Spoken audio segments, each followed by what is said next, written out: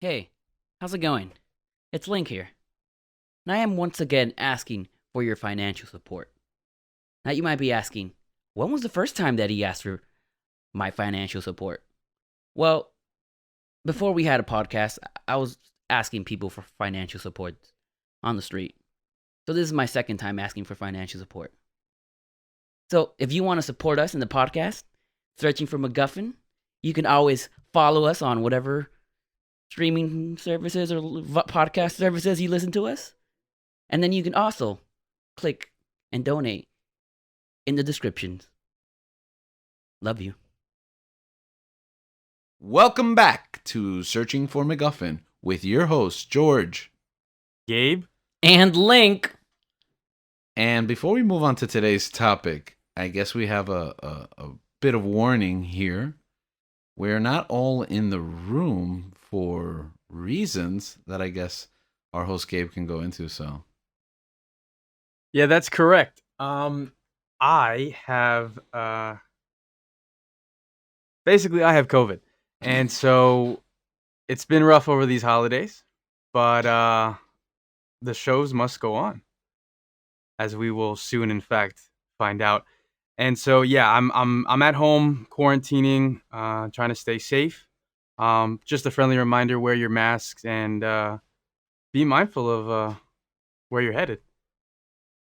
Yeah, so I think every show at this point ends up having their COVID episode or episodes. So I guess this is ours. Yeah, it's funny you mentioned the shows must go on, and that's today's topic. Today's episode 13, the shows must go on, and it's ending our merry month of Marvel. The one where Gabriel gets COVID. That could be the name of our episode. Okay. Oh man, that's a good one. That's actually a better title. Can we change it now? But we're going to talk about the MCU shows. So we've been talking about the films for the past several weeks. We went through the entire history. We got great feedback from a lot of our listeners. Our viewers? No, they're listeners. Again, we are not a video podcast. I think just us, we're the viewers, right? Yeah. Oh, that's true. Yeah. Well, we're viewing you. Yeah, we're actually viewing you right now. This is a very interesting experience because it's like I'm sitting, like the computer's positioned in my normal spot. So this is where I normally sit. So seeing you just through my screen is actually pretty funny. Yeah, it's the same thing for us because we place the computer where you usually sit. So we're staring right at you, staring right back at us. I'm petting you. That's not what's going on. Also, again, our listeners can't see anything that you're doing. So viewers, I am petting Gabriel. Okay. So tussling up his hair. Tussling? Oh. So we have a long and arduous journey that goes back just a couple of years. So I guess when we talk about MCU TV, where did this all start? Where does MCU TV start for you guys? I think for me it would be Agents of S.H.I.E.L.D., if I'm correct. I wasn't on board as it was airing on TV, like when it first came out. Yeah. I think that I caught on once. It was on Netflix, and I think you had recommended the show to me. Mm-hmm. And then once I started, I think it was about season 3 was out on Netflix, and you told me like it's kind of like a little bit rough to get into it, but once you're into it, once it takes off, it soars. And so I started and I binged it, and then since then I kept up with it like week to week on TV. Yeah. Link, you didn't watch the show, right? Nah. So you're still not watching anything MCU related on television at this point, right? No, not at all. Yeah. So I watched it from the beginning, like you mentioned. I think I've talked about before that, like when we were in the earlier Marvel episodes, how when Winter Soldier happens, it's Winter Soldier, right? Yeah. When Winter Soldier happens, like the events go back and forth between the show and the movie, etc. And like that was a nice ride. It lasted for like a really long time. How many seasons did it go, Gabe? I believe it was 7. Yeah, I was thinking 7 too. Seasons? Yeah, I kind of drifted off like around 5, which is longer than I think some people stayed on. But I caught up and like watched the rest of it during the pandemic. I was like, I guess I watched 5 years of this show. Like I should just wrap up 6 and 7 are short. So I saw it. It was good. I mean, I think it kind of outstayed his welcome, especially because it started really connected with the movies. And then as it was that divide that, we discussed in our earlier episode between Marvel Entertainment with Ike Perlmutter and then Kevin Feige and Marvel Films, then it's less and less connected, and we kind of lost that. Along that way, there was that show Agent Carter, which I loved. Wasn't that in that show? No, it was actually a spin-off. It was, I mean, okay. Yeah, it wasn't even really a spin-off, but it did go back and forth between both shows. There's a little bit of crossover, but it really is its own standalone. And that was produced by someone who had to do with the Marvel films, right? Because that's probably like the most authentic piece of MCU TV before this year, because like Jarvis shows up in Endgame, right? And it's a lot more tied to the movies. But that's a really good show. I think it's on Disney Plus. I highly recommend it. Season 1 is really good. I know a lot of people haven't seen it. Season 2 is good too. It ends in kind of a cliffhanger, but yeah. So I think with Agent Carter, I still haven't seen it, even though it comes highly regarded. Oh wow. And that's definitely something I will check out, because I love Haley Atwell, and it's created by Marcus and McFeely. Yeah. That's what it was. Yeah. Mm-hmm. The writers that have done a lot for. I think it's produced by Feige too, if I'm not mistaken. Aren't they all produced by Feige? No, they're not, because like I said, the TV used to be run, and some of it still is, because there's other shows that are not connected, like things like Cloak and Dagger and stuff that's on Freeform and on Hulu. They're not MCU related. They're Marvel properties. They're run by Marvel Entertainment, which Marvel Films used to be under, but there was a big creative difference that we talked about around Phase 2, where then like Disney was like, okay, Marvel Films, you're your own company, and Marvel Entertainment, you're a different company. So instead of being a subsidiary, they got their own autonomy. So they just started going in different directions. Oh, okay. So highly recommend Agent Carter if you haven't seen it. You don't need to watch Agents of S.H.I.E.L.D. If you, again, Captain Carter, she's great. You know, Peggy Carter's a great character. I know she's my wife's like favorite MCU heroine.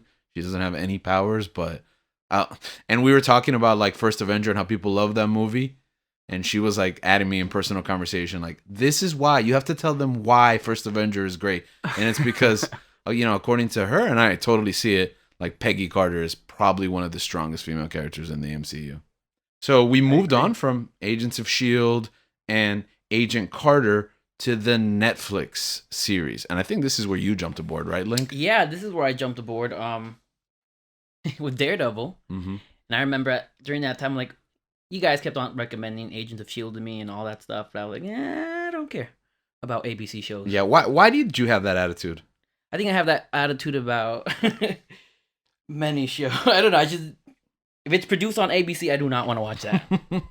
That was my mentality. I'm more of a comedy guy, like I said before, and what ABC's comedies are not good, in my opinion. Really? You didn't like Modern Family? Modern Family isn't good. Modern Family is the exception. Okay. But yeah, so I never watched that. I got into Daredevil Mm-hmm. with Netflix when that came out. I think what grabbed my attention was that it was produced by Jeff Loeb, and I love Jeff Loeb as a author. So I'm like, oh, you got me there, and it kind of ruined shows for me.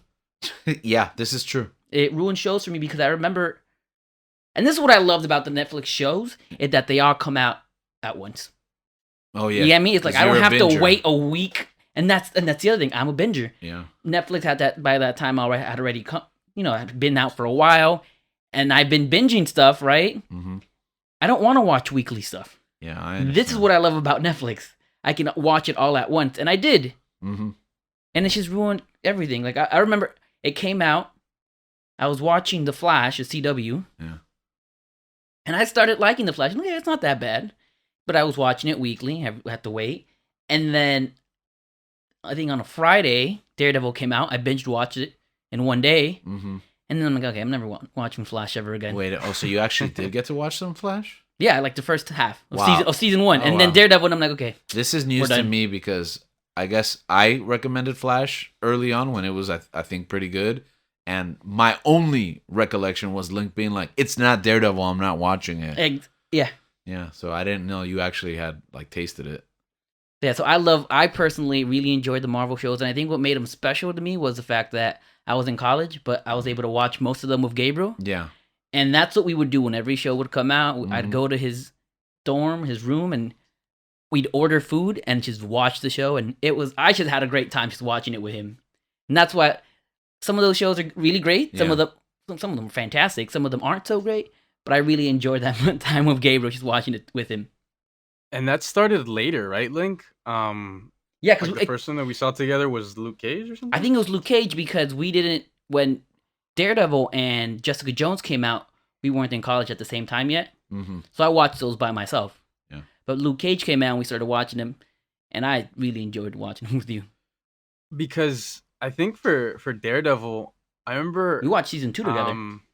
Yeah. For season 1, when it had come out, I didn't really know anything about it. I didn't really hear much about it. Like this is my first semester in college, and my roommate at the time, who's not really like as much into like Marvel and stuff like that, he was watching it in the room, and I happened like to see him watching it. Like, and he was binging it. Like Link was saying, he was like the curtains were closed. He was in bed and just watching from the TV screen in his bed, and then I started watching a couple episodes, and I'm like, this is really good. And then I think he was on episode like 3 or 4, and then I ended up rewatching and by myself, and that was fantastic. So then once the other shows came out, I started watching them, and I was lucky enough to be able to watch them with Link over some very good Thai food. Oh yes, Thai food, Thai chili.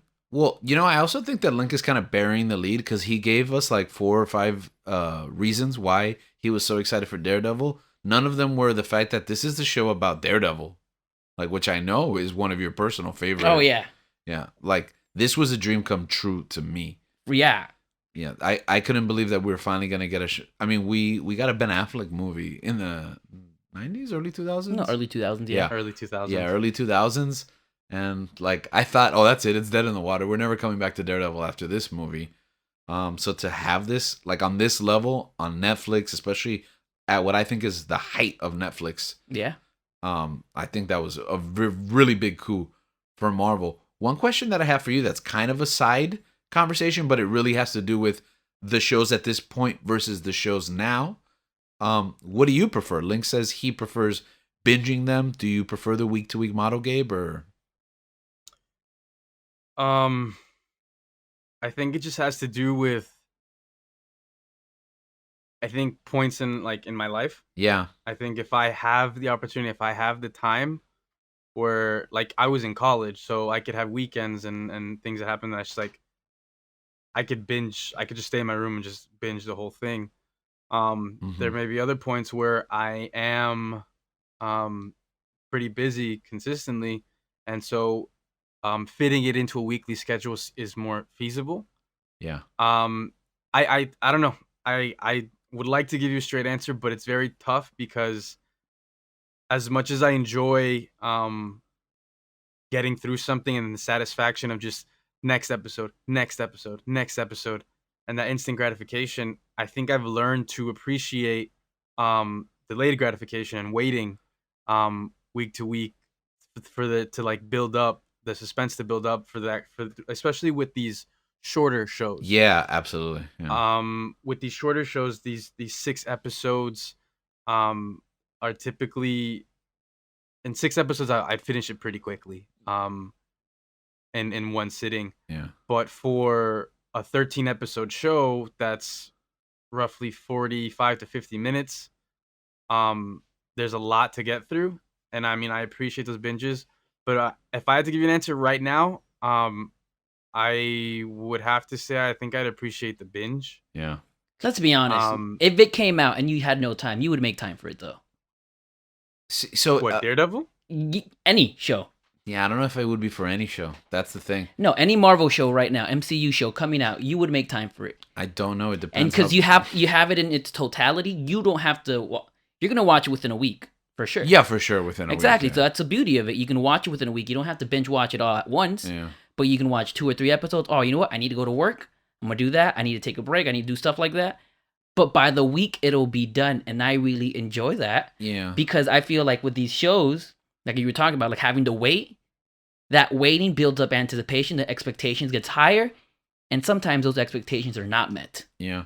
And well, I'm of two minds of it because I think that on one hand I do agree with Gabriel, but on the other hand I disagree because he was like, "Oh, I like stretching out the shorter shows." I think I actually like binging the shorter shows, yeah. shows because it's like one long movie, and then I can go back and I can revisit them if I like. Like with the new Marvel shows, which we're gonna talk about the recent Disney Plus series. They're short enough that you can rewatch them, but since they're so stretched out, I haven't had a chance to go back Yeah, I haven't rewatched to them. Yeah, and I'm like, oh, I'm totally gonna throw them into like my Marvel rewatches, but I just haven't because they take up so much time, and then you're on to the next one. I think it all depends on where I am. Like if it's during finals or I'm on vacation, for example, the finale of the last show, I wasn't even in the country, so I had to wait, and I think I get scared sometimes that I'm gonna get spoiled for stuff because I know everyone else is gonna like do it first thing in the morning or even stay up till 3 in the morning and like try to ruin it. And I'm around a lot of people, especially at work. My students, particularly, they're gonna be like, "Hey, this thing." So I mean, they know not to do that, or it will affect them academically. But I just that conversation moves so fast nowadays. Going back to Daredevil, when that first season launched, I remember I was working in public school and it was one of those like take your child to work days. So it just lined up perfectly, like all like the stars aligned, and there was nobody in the school basically, right? So all the kids go to wherever their parents work, and you have like a very small number of kids. And then like it was getting a lot of buzz, like, oh, there's this new show on Netflix. For me, it's like, I've been waiting for this. But for a lot of the other teachers, like, there's this new thing that's going on Netflix. So we huddled like multiple classes in a room and just spent the whole day binge watching it. And we got through like 8 hours of it because it was like, there's just signs on all the teachers' doors. Go to this room. And it's just, we're watching Daredevil season 1, which is probably not the most appropriate. I mean, it's older kids, it's high school, but like, that's just what we did that day because there were no classes anyways. And I'll just remember that. Like, that was an opportunity to binge it and enjoy it. It's also a good way to teach good writing if you're an English teacher. That's true. Good storytelling. I probably could have taken advantage of that, but I didn't because there were barely any kids. All right, guys, this is how you tell a story in 13 episodes. Now we're going to watch, I don't know what would be a bad example of Iron Fist. Okay. So moving on to the next couple. So Daredevil was like a huge hit. Then we got Jessica Jones, which is based on the comic series Alias by Brian Michael Bendis. Also one of my favorite comics. I know you've read this, right, Lynn? No, yeah, I loved it, yeah. Brian Bendis also wrote for Daredevil, correct, right, yeah. And there's a lot of like cross there. So this was like a natural fit. That Alias run is one of my favorite series. So this was, I loved Jessica Jones. I started to see a pattern though, where like these 13 episode series that Netflix has, maybe they too long. Yeah, like 2 or 3 episodes too long. You know, I saw a tweet that said like the new MCU, the Netflix shows were 13 episodes too long, whereas the MCU are 6 episodes too short. So it seems to me like the magic number might be around 8 to 10 episodes. Yeah, 8 to 10. That's what I was thinking too. Yeah, and all released at once. Because I always felt like, man, Daredevil's so good, but like it could have been 2 episodes shorter, and Jessica Jones especially could have been 3 episodes shorter. So I don't feel like that for Daredevil. The yeah, other not shows, as much because they use their time very well. Jessica Jones, I can see that. I started to feel like that in the other shows. But even with Daredevil, like for example, season 1, spoilers, like 10 years ago, but like the whole thing is an origin story. The first 13, so it's like 13 hours before we see Daredevil. Maybe 10 hours is like a little snugger. It's like 4 episodes till we get a villain. I think maybe the pacing could have been, because I get a lot of people who tell me it's that, slow. Yeah, like they tried it for a couple episodes and never finished Daredevil, and I'm like, well, you made a big mistake, but I understand why. Yeah. The pacing is really, really slow. So Jessica Jones, great. I love that show. Yeah, Luke Cage, great villain in that's Killgrave. Luke Cage is another one where Luke Cage was 6 episodes too long because. I remember watching it with Gabriel, and once they killed Cottonmouth, we were like, again, spoilers. But, we were like, what's going on here? Will we? And then you watch the next 6, and I don't even remember who the villain is. But I'm like, okay, this show ended like. We've discussed this. It's Mariah and the Bushmaster. Oh yes, Jet. So these episodes lead up to like a mid-season finale that's good enough, and then we kind of get like extra episodes. Right? Yeah. Yeah. So it was a weird structure for Luke Cage. I still enjoyed it. then Iron Fist was like a huge disappointment for me at the time. It is, man. It was. I know you're very passionate about this, and when we were planning for this episode, I think Link hinted at like, I don't know if I can keep my conversation about this show down to what was it that like aches at you about the show? Iron Fist. Yeah. Oh. The acting. Yeah.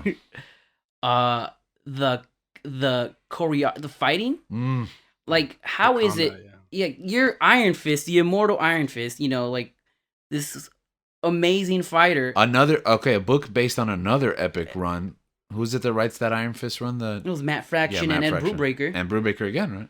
And it's like, how do you're supposed to be like this complete awesome, like badass at fighting, right? Martial arts.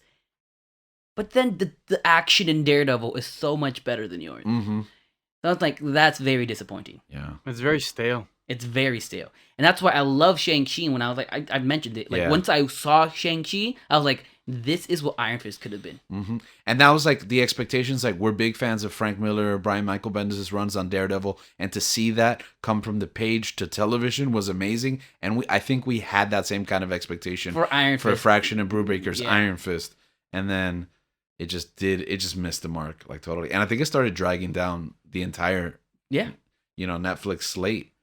So we got Defenders where they all teamed up. It had some cool parts, yeah. Yeah, it had Did some- not. And I think It was me. Go ahead, I Gabriel. think that's what happens is like Iron Fist is so crucial to the story of Defenders Mm-hmm. that's why it drags it down, because it's like You know what? it's like a lot of the events of these shows have been leading up to this team up. Yeah.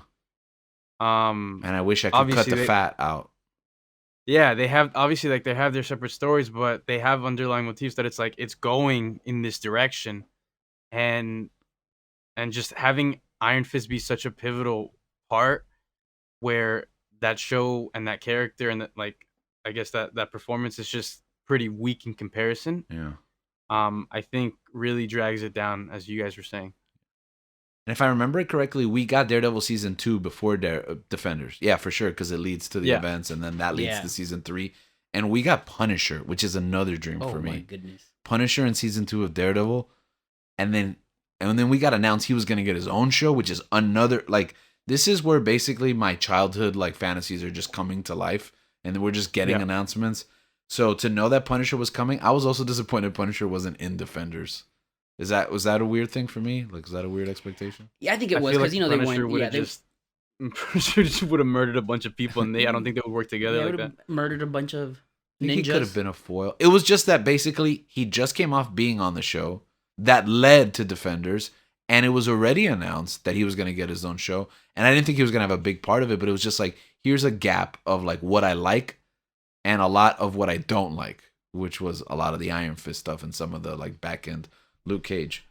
I mean, these shows get a second season. It's not really worth discussing that much, I don't think. They end up all getting canceled, which we were all happy for a couple of reasons, right? I think, yeah, go ahead. I'm trying to figure out what reasons would be. Well, for me, I think it was just because like the Daredevil was doing great. Jessica Jones wasn't as good as It it was was not. at the beginning. I'm still shocked that there's an. I recently found out that there's a season 3 of Jessica Jones. I think I recently found that too. I have not watched that. I'm not sure if I've seen it I was actually. like, what, Gabriel? Do we have to watch this together? Because the show was like pre-canceled, right? It was Yeah, like, it was canceled before it even came out. Yeah. I kind of gave up, honestly. I don't even think I made it through Luke Cage season 2. Mhm. I didn't watch Iron. I saw the first 3 episodes of Iron Fist season 2 to give it a chance, but just wasn't it. The only thing I saw through and through were the Punisher. I love the Punisher. Yeah. And then Daredevil. I think Daredevil, like season 3 for me. Yeah. Oh my Oh goodness. man, so good. It's If top anyone tier, man. hasn't seen Daredevil, and if you watched the new Spider-Man movie or you're excited about the future of the Marvel Universe, go back and watch Daredevil, because I think it's going to be important, and it's just so good just on its own. And the villain Yeah. is gonna you're gonna see him. Yeah. There's so much You're gonna see Kingpin. is going to make more sense for you. But I made it through all of this. Yeah, Iron Fist and Luke Cage. Iron Fist season 2 I think is better than 1, but it's not much better than 1. And it has this like cliffhanger where it's like, oh, where are they going? I don't care. I don't want to see it. It's It's fine. not really worth it. Where Yeah. are they going? think I don't know. so. You're gonna fall off this cliff. Yeah. But I think the other reason is we felt like, okay, if the Marvel shows are canceled now, they can get off Netflix. And we can start After a incorporating- while, right? Yeah. We know that it's going to be a long wait. I think it was like 2 or 3 years, Yeah. right? But, time moves, slowly. And I've waited my whole life for this, so I can wait a couple of more years. And I think we're just trying to see the fruits of that. Before we move on to the most important part of our conversation, which is the slate of shows that ties into the MCU, there's one show that just popped into my mind that I forgot about when I was thinking about. You guys ever saw Inhumans? No, I heard that was bad, right? No, I heard it was really bad. so Yeah, it I didn't went to the bother. movie theater to watch the first 2 episodes on IMAX, and it was the worst experience. If I could say something good about Inhumans is if any of our listeners loved Eternals, go watch Inhumans. 'Cause it's like basically the same thing. So with the Marvel TV shaken at this point in time, we get the advent of Disney Plus. And with Disney Plus, Disney puts a lot of money and marketing and a lot of their eggs in this basket that this channel has to blow up fast. So the first thing they promise us, or at least one of the first things they promise us, besides new Star Wars, is new Marvel shows. And not just any Marvel shows, shows with movie quality that tie in to the rest of the universe. What were your initial thoughts heading into this year's slate of shows? I didn't have any expectation. Really? Yeah, because I learned not after watching Daredevil and watching other shows. I've learned let me not raise my expectations for TV shows. But then I'll talk about it. I ended up not taking that advice Right. and putting my expectations higher and higher. And I'll mention that a little bit later. So it lasted like as long as the marketing lasted. Yeah. But by the time the shows came around, Yeah. you were already raising expectations. What about you, Gabe? I think once they announced the shows, I was excited. Yeah. I mean, What made you excited? the fact that they were gonna tie in Yeah, that's so cool. to the films. It's just because I always remember that how Agents of Shield ties into Thor: The Dark World and Winter Soldier, Mhm. and you having that experience live. As I was watching those episodes of Agents of Shield, I was like, "This is amazing! I can't imagine what it's like to be live." Yeah. And once they announced it, and like in my head, I was just like, "So they're gonna basically kind of cross over, like I would think seamlessly, or like Mhm. they're gonna have to be more intentional with what we put out there for the TV is gonna have to match up with what's gonna be on the films." Right. And so we had some time, like obviously with the pandemic and not having the films come out. I think there was some sort of kind of switch up with the scheduled release for some of them. Yeah, Falcon and Winter Soldier was supposed to be first. That was and the first so- one that was supposed to come out. Yeah, and then WandaVision Oh, that makes sense. it moved up a little bit. It came out about the same time it was, but it would have been the second one. We would have already been 2 shows in. Yeah. But for me, I was excited. I can't really talk about the shows without talking about The Mandalorian. Obviously, with it's the not a Marvel success property. with the success of Mandalorians, It raised it your raises the expectations. expectations of the other Because Marvel you're like, shows. oh, No. they could do Star Wars. They What? could totally do Marvel, right? Exactly, yeah. Exactly, and one of the things, not to get into Star Wars too much, but one of the things I love is like you get to like week to week, you get to go in, you get another tiny piece of that world that you're so used to just watching, waiting for years Mm-hmm. that for the films to bring you. And so I was just excited they were giving this treatment to Marvel. Yeah. And with everything that was going on, it was nice because this is something you could watch at home. Yeah, and that when the pandemic came around. Yeah, it especially came in handy during the pandemic because Marvel got to regain some momentum before we went back into theaters. Mm-hmm. So, like we mentioned, Falcon and Winter Soldier should have been first. It got delayed because they weren't done with some shooting. So we ended up with WandaVision as our big debut. What was your reaction to WandaVision? Oof. Okay, so this is a show that kind of out of the main MCU shows. Yeah. This is my least favorite. Really? And it's because my expectations. I remember I told you, let me lower my expectations because not every show is going to be Daredevil. Mm-hmm. I don't have to measure every show Yeah. by by how good Daredevil is. I gotta enjoy the show just as they are. That's what I try to tell myself. That's what you tell me. I'm trying to be a good objective person here, but my subjectivity keeps on. Of course. Yeah, You can only withhold like A, your personality, B, your like vested interest. exactly. So I tried. I really did. But anyways, it came out. I was enjoying it, right? But around that time, and this was like, when was it? Like January? I January, got yeah. TikTok. I created a TikTok account because I had nothing much to do. I'm like, let me just do TikTok to see what's all about. And I really enjoyed it. And I found this this account Oh no. by this guy named Straw Hat Goofy. Okay. And I love that guy. That guy's awesome. Yeah. However, he ruined WandaVision for me.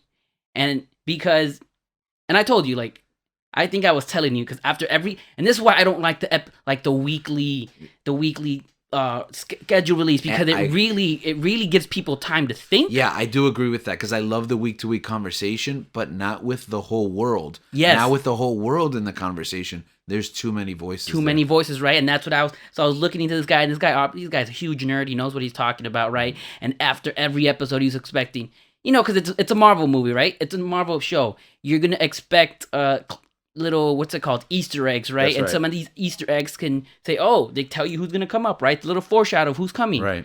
And after every episode, I'd go to this guy's account, and he predicted what was gonna happen, and it would just raise up my expectations. Like and it was a roller coaster because first off, it started off by me thinking, okay, cool, we're gonna somehow get the X-Men through this from this. Oh, Yeah. we're gonna get Fantastic Four. We're gonna get Reed Richards. He's gonna be that agent that we're looking for.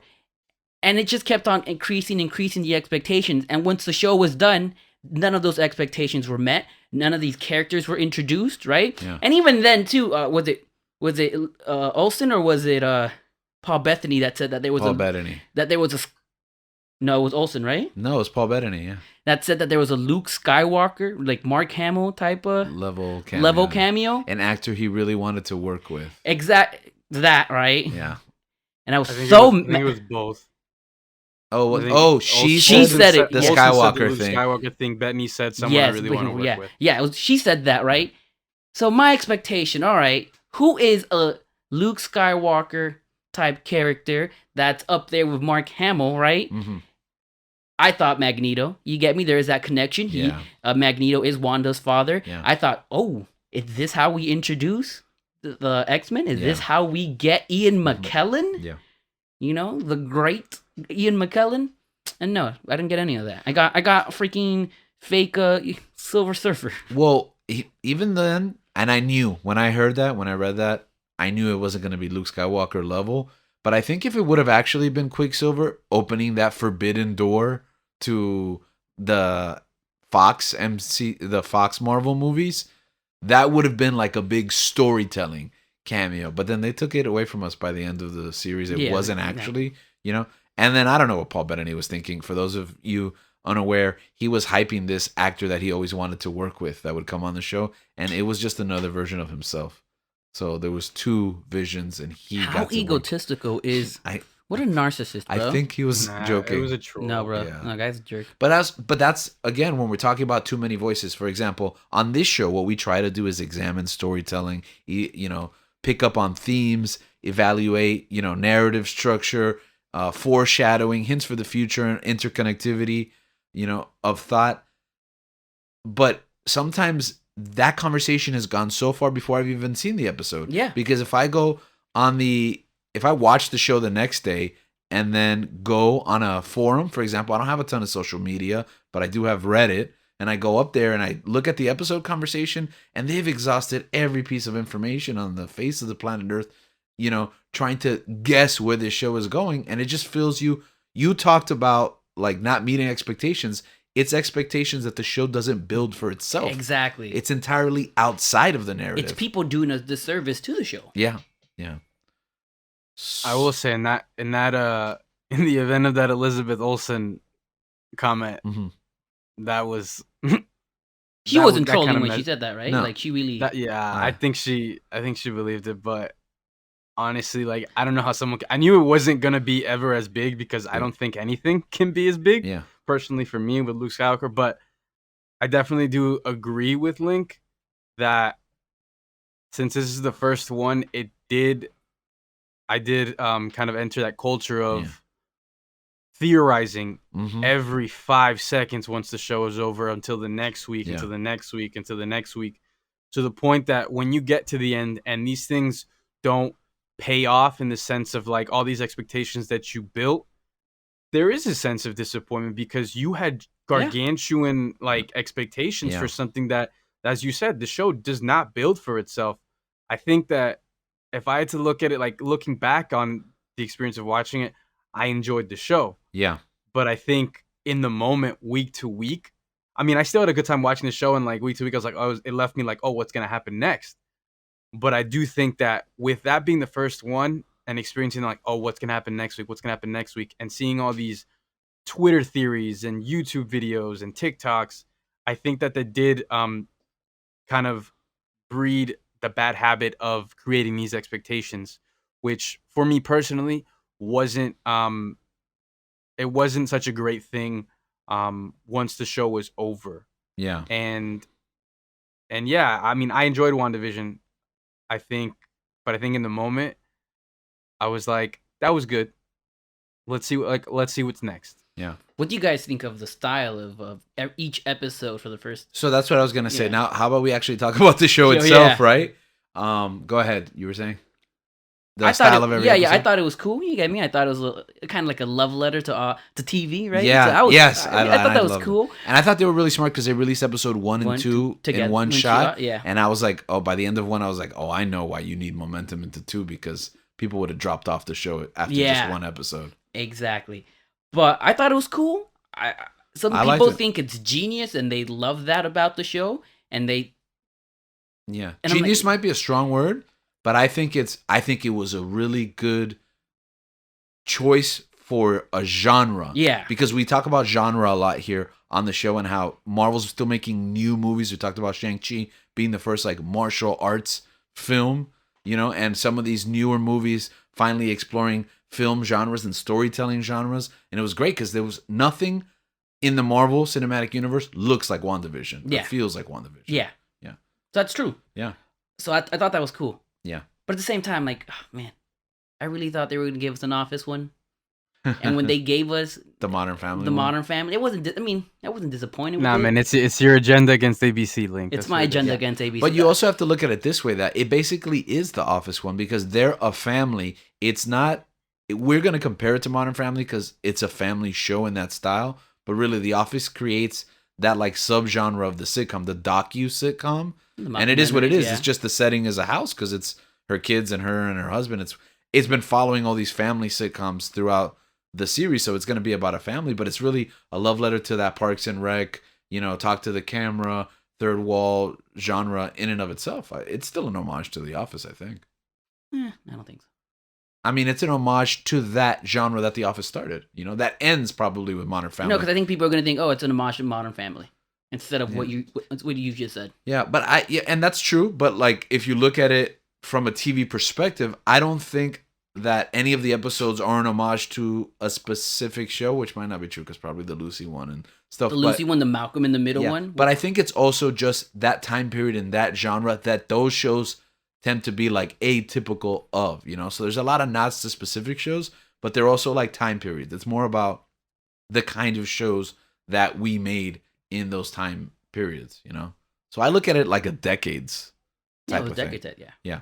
Going back to what Gabriel said about like it was okay in the moment. I agree. I think the show is better than I enjoyed it. I think looking back on it, the show's super good. I think it's one of the strongest one of the strongest female-led narratives. Yeah. Because Vision's not much of a lead, I think there was a lot lacking in the Marvel Cinematic Universe, and I think very subtly Wanda gets to jump at the forefront. Yeah. And I think that's what happened in Phase 4, that we finally got those female heroines that we needed that were there all along, because we talked about last episode Black Widow and how we finally get a female-led film from someone who's been along for the ride with us. Mm-hmm. And I think I think the show was excellent. I think if anyone hasn't seen it, it's definitely worth going back to. it's a more in my opinion, it's more enjoyable if Yeah. you just binge watch. Yeah, I agree. Definitely. Yeah. Week to week was a hassle because of the narrative. My last point on WandaVision is this is where the shows start to get a little heavy on continuity, where I know a lot of people jumped on board on the show just because it was on Disney Plus. It's free, theoretically. It's already in their house. They don't have to go anywhere. And just so many people that watched this show, it was like their first Marvel thing in years or at all. Mhm. And they were just so confused. Yeah. Like, who's Vision? Like, like why he's a robot? This is a dream? Who's the guy with the silver hair? You have to know a lot to kind of understand Yeah. what this show is hinting at, and even where it leads off, because it feels like this show doesn't have an ending. It does not have an ending. Because you have like a white Vision and he leaves, and where's he going? Like, we're starting to get used to it. Like, we don't need all the answers because we're gonna get them later down the line. But for people watching this show, they end the show a little confused and they don't know what's next. And there is no season 2, right? Yeah, I don't. So it's just like, that's it. The show finished, and like it ends with a bunch of question marks. It's a formula that audiences are going to have to start getting used to. And I don't know if that's good or bad. I really enjoyed Randall Park in this show. Yeah, he as was Jimmy good. Woo. Yeah. He stole the show for me. A lot of people got on him, and I thought that was pretty cool. I like specifically on the actor, like, oh, Randall Park's awesome. Yeah. And so I love the fact that he got love from that. Such a minor character who's also been in other MCU stuff, but now gets love because of it. So I thought that was pretty cool. I mean, particularly Ant-Man, which is one of your favorites. Yeah. So, yeah. So also, Kat Dennings comes back after several years, and I think this is a good fit for her. Yeah. She doesn't really fit in the Thor series anymore, but you can just plug her in somewhere else, and we're starting to see that now. Do you think we can see her in Thor, Love and Thunder, or God of Love and Thunder? I don't think so, because I think it's all going to be on space and another planet. See, but but we never know. Yeah. But wouldn't it be cool though for her to see Jane as Thor, as her, her friend being Thor, Thorita? Now you're convincing. There's no such thing as Thorita. Now you're convincing me that could be a possibility. Okay, but. I don't think she's casted. I don't think she's going to be in it. That's a good point. Yeah. All right. Thanks. She's not going to be in it, but. Well, in about 45 seconds, Link built up expectation I didn't know I had, and then tore it down. That'd be cool, yeah. Yeah. Well, you never know. Maybe she shows up on some other show and talks about it. Sees a clip on a TV or something. Who knows? Falcon and the Winter Soldier is the second show that came out.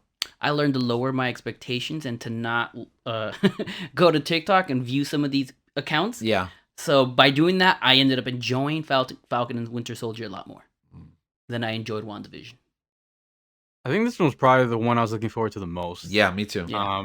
I think. Why? Well, Bucky for me is a character that I really, really enjoy. I love Sebastian Stan in that role. But I also was really interested to see. I didn't think there was really going to be any magic in this.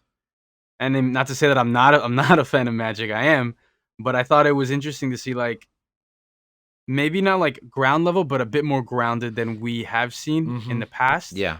And I mean, it I don't know, it gave me Winter Soldier vibes, and seeing that name back in the title, I mean, it brought back good memories because the Winter Soldier is one of my favorite Marvel movies. And like I said, I mean, I really enjoy the character, and I do like the character of Falcon. Whatever qualms I have about Anthony Mackie as a person is a different thing, but I do like his portrayal of Falcon. Yes, this universal Anthony Mackie hate that I must have missed and don't understand. He's kind of a jerk sometimes. Apparently. Maybe I don't really look into, I guess, individuals' personalities. Because you don't have a TikTok, that's why. Yeah, that's what it is. That's so I don't have a TikTok, but I still managed to get hyped for this show because it feels like I say every time we discuss anything, oh, it's based on my favorite. This is my favorite. But it's really because Marvel's done an excellent job adapting their best material to films and television. So they know their product. Right. So we've talked about all these like grounded stories, Captain America, Daredevil, Hawkeye, which we'll talk about in a moment, based on epic runs by Matt Fraction, Ed Brubaker, Winter Soldier, and his run here where Falcon becomes Captain America and the stories that he tells in the comics of when Bucky becomes Captain America. That whole Brubaker run of Captain America, I'm super excited. And Zemo is one of my favorite villains. Oh yes, the fact that we got Zemo back, And I never imagined he'd I did come not back. imagine. First of all, I also did not imagine we'd get GSP back as Bedrock. Yes, I'm a low-key Batroc of the Leaper fan, and I'm a big GSP fan. We And were impressed with his performance. Yes, we were impressed with his performance. Loved him in that movie. Never imagined him coming back, having an even bigger role. Yeah, because I think he's like the perfect villain for or a small villain, like for a this. D-level Yeah. Captain America villain. Yeah, And oh man, I'm so happy that we got him because I love GSP as a MMA fighter. Mhm. And when I remember watching it, was it in Winter Soldier that he was in, or Yes, was it Civil yes. War? It's Winter Soldier. Yeah, Winter Soldier. When he was there, I'm like, oh, this is so great. Oh, And then- we don't and see he's him gone, anymore. yeah. And then randomly we get him back, and then we get Zemo as well. Yeah, Who I think is one of the better villains in and one of the best, I think. yeah in the MCU, and they use them so well. Yeah. One gripe I might have with the show, I think they use Batroc perfectly, but I think Zemo could have stuck around a little longer. Yeah. Yeah, because they sold this show to me on Zemo, and he's great. The character's great, the actor's great, and they kind of take him out of the narrative quickly to focus on Bucky and Winter Soldier, but I think it was a mistake. We're gonna see him later on though, right? Somewhere else I think so. with the Contessa. I think that yeah, Contessa. I think this show has a lot of great stuff. Falcon but and the Winter maybe Soldier. stuff- Falcon and the Winter Soldier, Falcon not and the our Winter show, Soldier.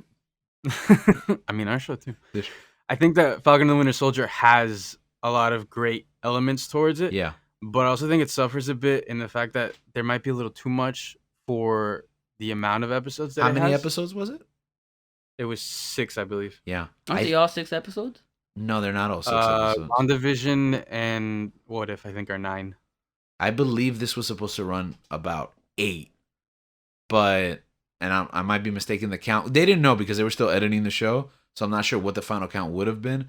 But I know that there's one gripe with this show that I totally understand, and it's that the narrative is a little unfocused and It is. muddled, especially like in between the second to third act. And that's because a huge part of this storyline initially was about viral infection, and they had to cut that. And if you go into the show and you watch looking for that, you're going to realize there's a bunch of missing gaps in the story. Not plot holes per se, but just like you get to point A to point B without like really any explanation. It was like Mama Doña, she's sick because reasons, and Oh, the okay, that reason makes is sense. a huge viral infection storyline that gets excised from the series. So Because of COVID, right? Yeah, because of COVID, right? So they delayed it. They were like, okay, let's wait to see if things get better. They didn't. And they pushed it. Yeah. So they had the whole superhuman thing versus, like viral infection and all that. And like there's just a big chunk of the show that's missing. And That makes sense. I did not realize yeah, that, but yeah. it kind of doesn't make sense, and you just kind of go with the flow. Yeah. Wow. Now looking back, I'm like, yeah. Yeah. So But I think it started. I think it started strong. I mean, I really I love the stuff with like Bucky and Sam living their lives and having their own problems. Yes. Like Bucky going to therapy. yes. And having to deal with That's like, grounded. the sins That's of his, grounded. The sins of it, Sam the sins not- of his past, Sam not being able to get out, take a loan. Right. Like Tony didn't leave him a giant fund that the Avengers can just pull out of, and I thought that was a very interesting part where Sam's talking to the bank and he's like, "You're an Avenger, you don't have money for this." Yeah, and not And to I get thought too. Go ahead. Go ahead. No, go ahead. Well, not to get too into the weeds of it. Also, it addresses race in America, which is something I did not expect on a Disney Plus show. I think it also addresses race. It obviously happens in America, but like for comic book fans as well, Mhm. because they Yeah. could be very not even comic book fans, because you see it everywhere. Yeah. In Star Wars as well. But Just geek culture in geek general. culture could be very toxic and Mhm. racist as well. Yeah. And they address it here pretty well. I think these shows start to make a stride in representation, whether it be race or gender. They start to take those steps that we've kind of been waiting for or missing out of, and it was a heavy conversation, I think, you know, whether Falcon could be the symbol for America Yeah. and everything, and whether he should even accept that. And I think it was a difficult conversation that Disney didn't need to have, but they were willing to. And I think that was ambitious. I thought it was great. I loved it. So Falcon and the Winter Soldier was good. Maybe not perfect. But I did like the introduction of Julia Louis-Dreyfus. Oh, wow. JLD. What a get. She's great. I thought that was that like her coming in. I was like, what? I didn't expect it. I don't know. Yeah, to me- I don't think anyone expected that, right? Yeah, no, yeah. Because usually you came get out of almost nowhere. everything spoiled, right? Yeah, that came out of nowhere. Yeah, that's out of left field. I would never even dream of it. But once I saw it, I was like, is this her character from Veep with a with the the streak purple in her hair? highlight? Yeah. What's going on here? I mean, Marvel did it again. It's like we've talked about in the past. We're so surprised that they get these actors Mhm. and actresses, and it's like, why is it surprising at this point? No, but this one was like out of left field because she is great in her genre of comedy. yeah, You don't really see her go out, you know. she doesn't do a lot of She stuff doesn't either. do a lot of stuff either, or Yeah. you don't see her a lot like in dramas or anything like that. So them getting Robert Redford, Anthony Hopkins. It's an actor in yeah, a movie. yeah. It's expected even when we're surprised. Yeah, but this, yeah, like wow, this came out of nowhere. yeah, and she's cast perfectly. Probably just because Julia Louis-Dreyfus It's amazing. is gonna be amazing no matter what. Fantastic. But like, yeah, they fit her in a place where I wouldn't have even thought about. Yeah. Like, give me all your favorite actors. I wouldn't have thought of putting her in, but it's perfect where she is. Contessa Valentine, something. Yeah, I also liked Wyatt Russell and his Yeah. character. that's right. I enjoyed that. I hated that. A lot of people hated him. Which is how good he was. Which is, yeah, exactly. A lot of people were like, the new Captain America show sucks because the new Captain America sucks. And I'm like, are you watching the show? Like, you know he's the bad guy on the show, right? You know, Like, they're trying to make him the suck, right? yeah. Like, it's on purpose. His face is supposed to be punchable. Like, but I think by the end, I think the message gets through. We move on to Loki. Loki's the third series. We got a lot this year. I had no expectations for Loki because I had no idea Yeah, what was going to happen here. I honestly had some doubts. Like, for example, with WandaVision, I was like, ooh, this is great to give them time to have time for themselves, Wanda and Vision. Falcon and Winter Soldier, cool. It's basically like a Cap movie without Cap. But with Loki, I was like, do we really need... Do we need a Loki show? More I mean, Loki. it's cool because Loki's the best part of Yeah. every Thor movie. Yeah, exactly. But also, he's already escaped death like twice. Well, no, like actually, he dies in Thor 1, Thor 2, Thor... No, he survives Thor 3? Infinity War. Infinity War. And He's dead in Infinity War. Yeah. He doesn't survive Infinity War. No, well, he dies survives in the him first somehow 5 by minutes. coming back in Endgame, you know? Yes. Yeah. You So, know? I mean, it's cool that they explain this. Well, and also Infinity War has like an iconic line where it's like, yeah, I think he's really gone this time, and there will be no resurrections, which is technically true. Because from But that timeline, he's yeah, dead. But we see him again in Endgame, and that Endgame version joins us for this show. So that's a lot of Loki, but this show was excellent. Probably the strongest one at this point. Is that fair to say? The strongest one? Yeah. Yeah. Yeah. I Better think than strongest WandaVision one. and Falcon and the Winter Soldier. I think it's the most even. Yeah, I it- agree with you on that one. It doesn't have like ups and downs with, Yeah, there's very it's- little qualms. It's the most, like, yeah, consistent. consistent. Yeah, Yeah. I agree. I do. I like that Falcon and the Winter Soldier does deal with more real issues here, like the whole Right. racial stuff. Mm-hmm. But I did enjoy Loki because it came out. Came out of nowhere. For Yeah. me. I really enjoyed Owen Wilson in this. Yes. Oh, yeah. Wow. Yeah, he was a surprise. I like him at times, but I haven't in the past been like a huge Owen Wilson fan. Wow. But I think this was a home run for him. Wow. It's almost like he settled into like a more mature, which he's done in the past as well, but like a role where he kind of takes a backseat, and I thought he did really well. When do you not like Owen Wilson?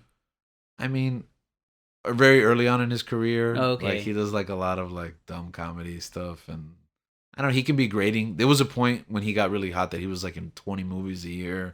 That's true. Yeah, and it was like, okay, Owen Wilson. You're right. Because those movies I avoid Yeah. But then I watch him in Wes Anderson movies, and I'm like, oh, I love this guy. Okay, so you only watch like his best stuff. Yeah, exactly. Even then, early on in the Wes Anderson movies, he's not the strongest part of those movies. No, I prefer Luke Wilson. Yeah. So, but he was good. Tom Hiddleston was great. You know, this is a great cast. We got it. You know, what did you think about all the Lokis?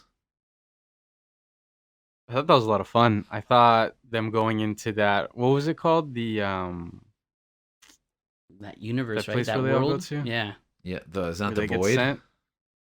I think it's the Void. The Void. Yeah. I thought that was a lot of fun seeing the Easter eggs around there and everything. And then seeing all the Lokis together was great. I think that like end credit scene where they showed like all of them with like, is it crocodile? It's not an alligator, right? Yeah, it's a croc. Yeah. I thought that was a lot of fun. I was like, huh. Is that something from the comics or is that completely new? No, I think that's completely new. And again, I'm not like the end all be all on every comic ever written. There's a lot of stuff out there, but I believe that was an original concept, if I'm not mistaken. Everyone in the room looking at each other. Well, that walked so Spider-Man could run. That is true. Okay, all right. Let's talk about that. We get the multiverse, and we get, I think, our first confirmation that it's real and that we're going to dip into it. Because WandaVision is like the third tease. First, we get it in Spider-Man, right? Yeah, in I I forgot what it's called. No, Far From Home. And then we get it ripped out from under us. No, it's not. And then we get it in WandaVision, and then it's not. Yeah. Right. And then we get it in Loki, and it is. It is. There is a multiverse. We get literally, we sit down and have a conversation for like about 8 minutes with a guy that just explains to us how the multiverse works. And we knew that the multiverse existed because Doctor Strange, the greatest movie in the MCU, covers it, like introduces the concept, and then we explore it in Endgame, right? With the time heist. But we don't know that there's like that we can pull from it and like jump back and forth and basically explore it the way that the comics do. This is our first like divergent way, because the multiverse in like Endgame is more like just like points in time, and then divergent, like, okay, things go differently. But here we have like all the different versions of Loki, and we start to understand. We introduce the villain, who is he who Kang? remains. Well, this one is He Who Remains, which is a form of Kang, which is a form of Nathaniel Richards, right? That's the name. Which is a form of multiple other different versions. So we're gonna get a couple of different villains out of this, but they're the same guy technically. Okay. Yeah. So this is just opens up, and you're gonna like that because that leads right into the next Ant-Man movie. Link. Oh yeah. Yeah. Oh, you know what's funny? Because I was gonna ask, when do we see Loki next? Because we know there's gonna be a Loki show in the future. Yeah. In some distant future. Yeah. But I was trying to think, like, okay, when do we see him again? Are we gonna see him maybe in Doctor Strange? Or now that you mentioned that, I mean, so much changes so quickly. Like, for example, we just talked about Doctor Strange 2 possibilities coming off of Spider-Man just a week ago. And now we're getting word that, like, anything is fair game. That, like, Multiverse of Madness might have anything you've ever seen by any Marvel property at any For real. point in time. So, yeah, maybe he's there. Maybe he shows up at the end credit of the next Marvel series. Maybe we don't see him for 2 years. And when we finally get a Loki 2, I have no idea how to answer that question because I'm here for the ride. And I think, as you mentioned, I'm not sure I'm in for all the speculation and everything. No, because I was trying to figure out, okay, yeah, what happens to Loki now? Yeah. I think for the most part, we're not going to really know that answer until season 2 okay. of Loki. Yeah. But we might see him before then. I mean, you never know at this point. You never know, yeah, Marvel. Yeah. We're just coming off of Spider-Man No Way Home, which is the craziest thing I've ever seen. Like, what? This is crazy. So Loki was great. It was a brilliant, nice narrative. It took some bold steps. One thing I really enjoyed about Loki, Yeah, and this is a theme that I've seen here in these shows, is that some of the showrunners and directors that they're getting for these shows, yeah, I don't want to say that they're nobodies, but They're not huge They're not names. huge names, right? Yeah. So for the guy for the showrunner for Loki, Michael Waldron, Yeah. he is one of Dan Harmon's like writers. Yeah. So this guy worked on Community, Okay. Harmon Quest, Rick and Morty. Right. So just seeing like, oh man, like a guy from the comedy genre Mhm. excelling in this, I thought that was pretty cool. Well, I mean, we already had that, right, with the community directors. No, yeah, you see Yeah. it. You see it. Community. Yeah, you see it with the Russo brothers. You Yeah. see it with Adam McKay writing Mm-hmm. Ant-Man. Yeah. So I thought. So I always appreciate more stuff like that. representation Yeah, right there I for appreciate the small stuff like that. Comedy genre. Yeah, I'm not super big into TV and like who makes it and who does it. Traditionally been more into film. Yeah. And TV seems to be more of a labor of love because I feel like you don't get as big of a reputation as like movie don't, yeah. directors and writers. But I do think that maybe from this crop of directors and writers that Marvel is getting to write these shows, maybe they get to write their future movies. Yeah, Because absolutely. like you said, these are people who don't have, they're not a big name, Mhm. but you can work on them. You can Yeah. invest in them. And at this point, some of these shows are even bigger than some of these movies. Yeah. It's almost interchangeable when you're working on these projects. The next thing that we got was What If. We're going to move to that really quickly because I know a lot of people haven't seen it. I think even among us, we haven't. Yeah, Link has not seen it. Yeah, so just for Link, we're not going to spoil. Don't spoil it because apparently I have to watch it. Yeah, with What If, that was one I wasn't interested in at all. I don't know what it was. I think secretly deep down it's like I wanted a Star Wars What If. Oh, yeah. That I've heard a lot of chatter about that. Didn't we get And that? then with the... so then Marvel got it, and then I don't know. I just felt like I knew I was gonna get around to it, but it wasn't like I'm gonna get up at 6 a.m. and watch this. It wasn't first a thing as it priority, yeah. drops. Yeah. And Yeah, I was waiting sometimes 24, 36 hours, right? Before I watched the episode. I was waiting months. I think, You're still and I think what it was I mean I didn't jump on it the first 2 episodes, Yeah. and then I think I dropped by your house to you guys were watching the third one, Mhm. and I wasn't a fan of the third one. Yeah, same. I think like It was you went okay. through they went through the whole episode, and then the last like 2 minutes of the episode, I was like, I'd rather watch this. Like I'd rather the whole episode be about this than what I just saw. Yeah. And so that didn't really set well with me, I guess, for the rest of the show. Mm-hmm. But I mean, I gave it a shot, and I saw some of them. Some of them were good. I think it got better in some respects. Yeah. And then I think towards the end, like we said, I thought it wasn't going to relate to what was going on in the main Yeah. storyline. couldn't be more wrong. But then sometimes, Marvel will do that to you. So. And you know what they're doing? They're keeping us honest because they're like, listen, you don't have to like everything, but you better watch everything. Yeah. Because we're going to hold you accountable to it. So it's like, for example, I don't regret watching Eternals. I didn't enjoy the experience, but like I can't imagine having not seen it because I know they're going to hold my feet to the fire about it at some point in the future. I guess as a pitch to What If for anyone who hasn't seen it, I got hooked like right away in the sense the first episode is about First Avenger. So all you First Avenger fans, all right, a little love letter to you. So of course Peggy Carter was all over it. My wife loved it, so she was in. And if she's into watching an anime week to week, an animated series, I'm there. So the second week, Black Panther, right, is the second episode. R.I.P., bro. Yeah, that's my favorite. Like, so watch this show. At least get to episode 2, but you should watch the whole thing. It's pretty short. You know what? I'm gonna watch it just for Chadwick Boseman. Yeah, and then Boseman returns back later, so he'll be in. Oh. So this will be your last experience with Chadwick Boseman. Is it his voice? As Black Panther? Yeah, he is literally on the show, and it's his last Marvel work. Dang so it. he comes in about 3 episodes, and they're all the best episodes. You know what? You guys sold me on it now. Marvel Zombies is great. That episode's really good.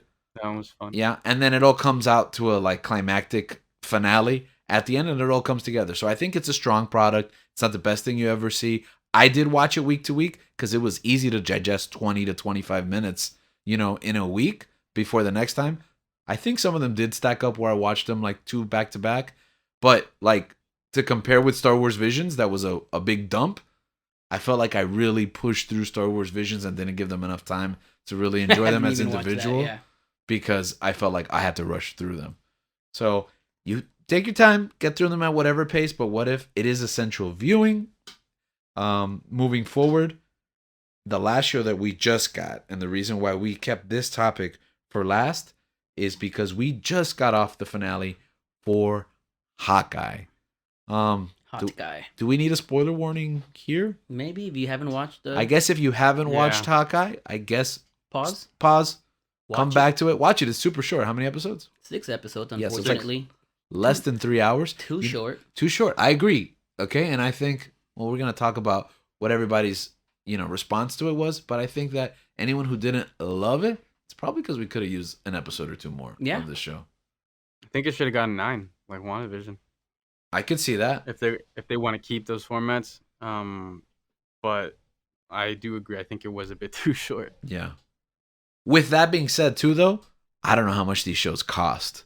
So I think that maybe some of these shows have to be like 6 episode because your overall budget has to be capped. I don't know how much. I think it's 25 mil an episode. So times 6, that's like 150. Yeah, that's crazy. That's like movie budget. Huh? Was it less for WandaVision? No. No, WandaVision sounds like it was more. I think WandaVision's is 25. Oh, okay, so they just let the story breathe, I guess. I don't know. These shows get expensive, so I understand why the episode counts are short. But how long? Yeah, I'm pretty sure. I think all the episodes. I think their budget is 25 mil an episode for all the MCU shows. How long is Mandalorian usually? 8 episodes. 8 episodes. Is that what you're asking? Yeah, but their budget's less, right? It's like 10 mil an episode. Or 15, I think it is 10 mil. I think they got a bigger budget for the second season. Listen up. You give all your money to Mandalorian, okay? Mark my words. But look, they do 8 episodes at like 10 to 15 mil. No, give them 20. If you're giving Marvel shows 25, you can give. But I think honestly, I think 25. they spend more on the cast in Marvel shows than they do in Star Wars shows. You know what? You're right there. That's what it is because it's like Tom Hiddleston, Jeremy Renner, like. They're paying Jeremy Renner and Haley Steinfeld. No, you're right. And I mean, on a lesser note, also the other people in the cast. So this show, I loved it. It's clearly influenced on the Matt Fraction comic book run that I made Gabriel read concurrently with this series. Beautiful. Yeah, me and Link are I reread it. I know Link's read it. I think he probably remembers it more than I do. I tried rereading it, but I stopped. Oh, okay. Not because I didn't like it, just like yeah, it's a lot of stuff. Yeah, especially during this holiday season. Which I mean, we could talk about that too. Fitting this show into your holiday schedule, it was a priority for me. It was a family priority. It's what we do. What was your reaction to the show? Why is it so great? Why is the show so great? Yeah. You gave me the little stuff that I like. Mm-hmm. Yes. You gave me the tracksuit mafia, the tracksuit Draculas.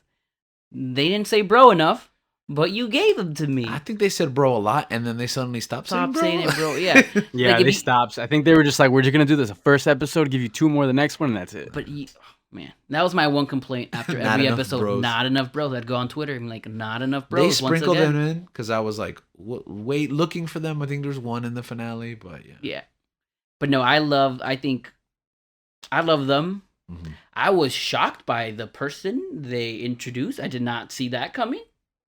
We're talking about. I think we can talk about it. Yeah, right? we can talk about it. Okay, so paused. Yeah, okay. Right. I was shocked they introduced Kingpin. Oh, really? You were shocked? Because Kingpin's nowhere in the comic book. Yeah. No, well, I didn't know they were gonna do it. I didn't know they were gonna do Echo. Actually, and the Echo too. Actually, I just reread the book, and Kingpin is actually in the comic book. Is it? Yeah. I hadn't remembered he it is. either. Yeah. I don't remember. They have a big meeting with like all the mob bosses, and like the tracksuits do report to Kingpin. Yeah. So it's a minor story, so they like really emphasize it here. When they build up to it, it's kind of like, since it takes place in the comic book world, these characters just kind of drop on the page. Yeah, like, here is Kingpin, here he is, and there he's gone. Yeah, man, I guess I gotta reread. Yeah, you do gotta reread it because it's. Was that one towards the end, or was that when it's like pretty early? They're bidding for the tape. Yeah, right? they're bidding for the tape, right? Yeah, that's what it is. In the first arc. Yeah. Yeah. So I mean, you guys were hyping this up like, oh, Kingpin's coming, Daredevil's coming. Yeah, I was waiting for them to show up at some point. So I was waiting for Daredevil to show up just because I knew Kingpin was gonna. Well, there was rumors that Kingpin was gonna show up in Right. episode 5. Mm-hmm. And that was me trying to avoid spoilers, trying to avoid anything because I told you this TikTok influencer kind of ruined that for me. Mm-hmm. But then there's Gabriel who just tells me everything. Oh, it sounds. But see, it's better when it comes from Gabriel, in my opinion, Because it's interpersonal. Yeah, I think. yeah. Yeah. And I know, Yeah. As far as that goes, these shows have taught me one thing, especially this one. I'm done with that. Yeah. I'm like I can't keep doing that, and to pass that on because it's like giving that knowledge to somebody else. Now they know it too, and now like as much as they don't want to, their expectations are going to be built up as well. Yeah, because knowledge. And I'm not. Go ahead. I'm sorry. Yeah, go ahead. Well, because No, I was saying like again, we're doing this remotely. Chivalry. Again, we're doing this remotely. Gabriel at home sick with COVID. So go ahead. So, with me, it's just I think that passing that information along, it isn't necessarily fair. Just because I see something on Twitter or I see a thread or I see a conversation, and then just give that to somebody else because it's still an idea. Like as much as you don't want to think about it and like actually genuinely want to be surprised, someone just tells you that. I mean, it's not like someone dropping a leak, Right. like in your messages, but still, like it is an idea, and it is kind of influencing where you think the story might go because now it's there and like you've heard it, you can't unhear it. All right, I give you permission to do that to me, though. Okay. Only you. I give you permission to be temperate in what you share because knowledge is power and power corrupts. And absolute power corrupts absolutely. And sometimes I feel like the media, this social media aspect, is giving us absolute power, like total knowledge, every aspect of it. Because in our human experience, we're supposed to see, view, and go through things and then come to terms with how we interpret that and then come together and compare and contrast with others. But I think in generations past, whether it be the news, whether it be governments, media influences how and what you think, and it's trickling into our entertainment. We talk about how these stories, the reason why we explore them week to week is because the stories we tell shape our morals and our values. But now we're not allowed to interpret the stories through our own prism or our own lens because we have other people's interpretations, people that we don't even know, and just a smorgasbord of interpretations before we're even able to digest it ourselves within our own spectrum. Because at this point, I feel like a lot of my thinking when it comes into these shows now is like regurgitated thoughts that I saw on Twitter Mm-hmm. Yeah. or Reddit and things like that. Like with the previous shows, I would like watch a YouTube video or two to see if I had an idea to see like if other people were agreeing with me. Yeah. Or if But you then were that right, opened up- of your Exactly, assumption. but that opened a can of worms that it's just like, oh, this is way more than I thought I was gonna get. Yeah. And so I think moving forward, for me, it's just gonna be, I'm gonna try and take it. Whatever I see is what I'm gonna get, and I'll talk about my own theories, with my friends. Right. But it'll be for me. It's not knowledge that I'm getting from somewhere else because people know a lot. Yeah. And the internet, it's a big place, and people will have this like, they'll pull out, yeah, this happened in issue number so and so from this comic. Something that I may know, something that a lot of people may not know. It might be like the most minute detail. And But that the is a internet is so spoiler. vast. That is Yeah. a spoiler because Yeah. that's where they're drawing from, Exactly. And that's one thing I feel like with the Marvel creative team, they do very good jobs at adapting so many different things that may like you wouldn't expect them to. And I mean, I think it's great because I will see something that happens on the show and then I'll see the inspiration from the comic and I'm like, "Oh, that's actually a really cool way that they did that." And they do it time and time again and I really enjoy it. Yeah. But as for this show, I really enjoyed Haley Steinfeld. I've She's been a big great. fan of her Yeah. since True Grit. I've really kept up with the career. I think she's fantastic. Yeah. You're a big fan of Um, Pitch Perfect 3, I remember. I love it. I absolutely love that trilogy. It almost as good as Lord of the Rings, you know. What? This is But- crazy. Okay, Yelena. That's another Yelena, Florence Pugh stand out for me in Black Widow. Mhm. I think her And in introduction everything she's was ever done, probably. I honestly, pretty much. I think she stole the show for me too. Yeah.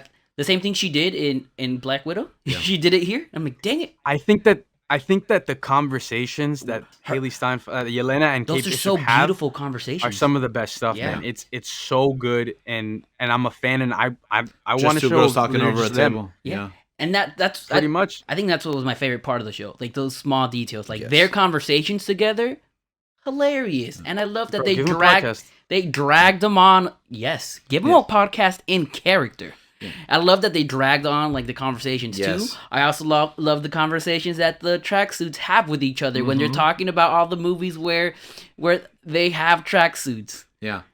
Not just that, also the conversation between Kate and And Clint. yes. Clint. Yeah. When they're on the subway and then she's like, "Oh, we need to let the dog out." And then he can't hear her because, he's part deaf, and then he repeats that back to her, and "Oh, we're understanding each other in the car." The dialogue is really The sharp. dialogue Yeah. was really good in this. Yeah. The conversation. Yeah. No, I think, and especially like reading the Matt Fraction comic, it's actually really interesting to see the parallels. Yeah. And because I thought it was really cool. Like there's some smaller parts. I haven't finished it. I'm almost done with it, Mhm. but from what I've seen so far, it's nice to be able to see certain things that they pull from the comic, and how they translate it and how they fit it into their story. I think that the relationship with Clint and Kate is a bit more, I want to say ambiguous. Yes. In the comics, yeah. Yeah, Like absolutely. you don't know if like it's like I'm a mentor to you, or it's like this could be like I care for you in a romantic sense or Mhm. something like that. Because there's a huge age But I- difference between the show and the Exactly. comics. And in the show, I think that they know what they are, Yeah, and it's clear. it works. Mm-hmm. And I mean, I love the chemistry of them together. I like Link said, the little stuff with the Tracksuit Mafia and that conversation about like Imagine Dragons and Yeah, it's that Yeah. her stuff. helping him out in such a serious situation, like Yeah. that she's being held captive and she's giving him dating advice. And then the fact that pays off at the end where he comes back and he's like, I really appreciate the dating advice. It's like, so why do you have a gun pulled on me? And I love that type of stuff. And I thought a lot of it was fantastic. Kingpin was a big surprise. But he was back. Like, We got him. He's Like- back. And what? yeah. And having that at the same time with Spider-Man coming Yeah. out. Oh yes, the 1-2 punch. Mm. Yeah. It was great, like seeing I mean Spider-Man spoilers, but seeing Matt Murdock in the movie and then coming back to like get Kingpin days in between is just Yeah. It's almost It's like a beautiful. It's 1-2-3 fantastic. punch, because I feel like I was rewarded for watching Black Widow with Yelena. Then I was rewarding for going between Matt and Fisk in Spider-Man and this show. And then just this show in and of itself, like all of it. It was just, I think, a great show. You could have been born at any time. Yes, this is a continuing theme. Me personally, I have this one experience. That Hawkeye shirt with the purple arrow, no context, like that logo. I wore that shirt like 10 years ago, and then everybody would always ask me what it is, and I'd have to explain it or make up some other reason. Like when I got tired of answering it, just lie and just like have a different answer every time. But now to come back and be like, now that is an iconic symbol now. Like he's wearing it on Disney Plus. No one's gonna ask me what the sign is anymore. Time to get a new shirt. Yeah, well, I did actually, but it says Hawkeye on it, so it's Ugh. like, oh, so obvious. Oh, but You can't be a hipster. I highly recommend the show. If anyone hasn't seen this show, you probably shouldn't listen to the last couple minutes of it. But if you haven't seen the show or you haven't read that book, I know that a lot of our fans. We have fans. A lot of our A listeners, lot of our viewers. they're not viewers either. A lot of our listeners may watch this stuff, but not as many of them. Check out the books. Read Matt Fraction's Hawkeye. You will be bountifully rewarded. I got you right now. Okay. I got you guys. You might be thinking, where can I read this? I don't want to buy it. Yeah. Comic books are expensive, right? Correct. Well, if you're in the Miami-Dade area. No, in almost any market. Okay, yes. In any market in America. Yeah. I don't know how. Yeah, no, in America. But if you're in the Miami-Dade area, go to your library, get a card. become a member. It's free. Yeah, your local library. Local library. They're gonna give you access to Hoopla, and from there you can watch. And Libby. And Libby. You can watch. You can read. Yeah. All their library, right? And they have a lot of comic books there. Yeah. You can read Hawkeye there. You Audiobooks, audiobooks. You can read the Hawkeye language learning services as well. Mango Yes. languages. You can read Hawkeye there if you want. You can read WandaVision over there if you want. If you want to learn more about Winter Soldier, you can read Ed Brubaker's run on Captain America. Go to the library, become a member, or Right. I don't know what the Yeah, so term become is. a member, yeah. Subscribe. I don't know. Hit like, subscribe, It's not a service. and you It's a public service. there you can just, because I am blessed that George for some reason has a huge, not for some reason, he has a huge comic book digital library, I like thought that was going thousands, somewhere else. thousands of thousands of books, Mhm. comics. But if you're not blessed like I am, or like Gabriel, Mhm. go to your library. You'll get Yeah. it there There's- for free. Yeah, just resources. They're at your fingertips. And with the stuff that George doesn't have, the library has.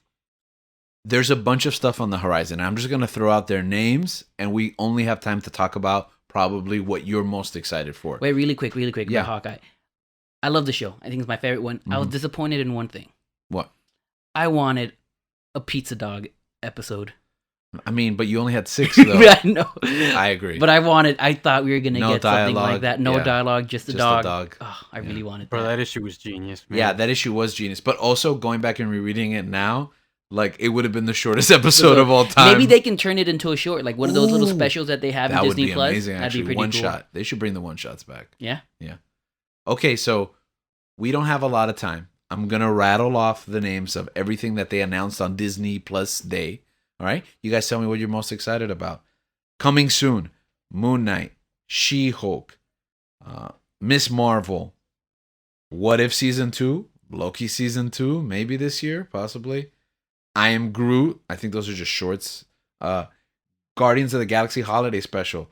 X-Men 97, rebooting the original X-Men cartoon that many of us grew up watching. Is that coming out in 2022? We don't know. 22 to 23. This seems good. yeah. I think that might, though, because it's just an animated series. It's not like a big tempo for them. Spider-Man freshman year, which we missed in the movies. So we'll explore it through an animated series. Ironheart, the successor to Tony Stark. Riri Williams. Agatha, House of Harkness. Armor Wars. Marvel Zombies. And Secret Invasion. It's a lot. What are you excited for? I'm excited. Knight. Yeah, okay. I'm glad you said something that was coming. That was much closer than further away. Mm-hmm. Yeah, I think I'm excited for Moon Knight. Oh, so both of you say you're Moon Knight. Oscar Isaac, You, man. bro, you got the real Mr. 305 Yeah. there. We're getting our Hispanic representation right there. I'm with Gabriel. Why? What? So And I mean, I think that the character may not be Hispanic. He could be Hispanic, being portrayed by a Hispanic actor. Yeah. But even then, like, I'm such a huge fan of Oscar Isaac, yeah, he's a great and actor. like he's fantastic. And I mean, I'm not the most educated on Moon Knight Mhm. in the comics and stuff Oh, like we'll that. t- Once take care of again, that. you can go to Hoopla and read the stuff but, there. But from what I do know, that character's awesome. Yeah. Like from the small tidbits that I've read and that I've heard about him, the character is really, really, I think, exciting and different. And from that little tidbit that we saw of footage, that sold me. I'm like, I'm in whatever this is. I'm in. Yeah. It's Oscar Isaac, and with the amount of like the footage, the brief footage that I got, Mhm. I'm sold. That's how I feel about She-Hulk. She-Hulk's one of my favorite runs. If they do it with the tone that the Love. comic has, I think it could. It might be, if they do like a comedy tone, I think you're gonna love it. Oh, they're gonna do comedy? They might if Because I saw her the best runs are. I saw the picture thing, and I'm Yeah. like, is this Law and Order? Yeah. It gave me like a Law and Order SVU You've vibe. never read the She-Hulk comics? No. Oh, okay. Yeah, well, I'm pretty sure your boy's gonna be in it. No. See, that's you. That's right. I'm really excited Matt Murdock. I'm really excited about that Oh, because sorry. Let's not speculate. Yeah, sorry. I don't want to give you guys ideas or Yeah. false hope. I'm excited because I do believe he might be in the show. Mm-hmm. And in my mind, I'm imagining a scene where it's Jessica Walters. What is it? Is it Jessica Walters? Yeah. Okay, I was thinking of the actress. I'm like, that can't be right. But it's Jessica Walters and Matt Murdock against each other in the courtroom. That sounds Give good. give that to me. You know who else is actually in the She-Hulk comics a lot? Firefox. Is that his name? The Thanos' brother? No, Star Fox. I'm sorry. Star Fox. Oh, you Star didn't tell Fox. me. Yeah. So, Harry Styles. Harry Styles. something to think about. Maybe. With I some don't know. watermelon sugar. Okay. I'm also excited for Miss Marvel. That comic is really good. It's adorable. Yeah. So hopefully they do it well. They do it justice. Again, I just rattled off like 15 titles. There's a bright shining new tomorrow. I remember that line in The Dark Knight where it says, Where's Rachel? No, not that one. To paraphrase, and I don't remember it word for word, but I know that the night is always darkest before the dawn. And to end this merry month of Marvel, where some of us were having our doubts about Marvel's ability to continue on with their expanded universe in the wake of Endgame, Phase 3, and all these stories they started telling, the light has shined bright. The light has shone upon us with Spider-Man, No Way Home, and Hawkeye, and this slate of stuff that all sounds really good. Maybe it's not all going to hit. Sometimes we put our hopes in our future. We have a lot of plans. We have a lot of ideas for what's best for us. But time and circumstance gets in the way of our own plans. Sometimes we get to celebrate our triumphs, and sometimes we get to mourn our losses. But we know that we will keep moving on.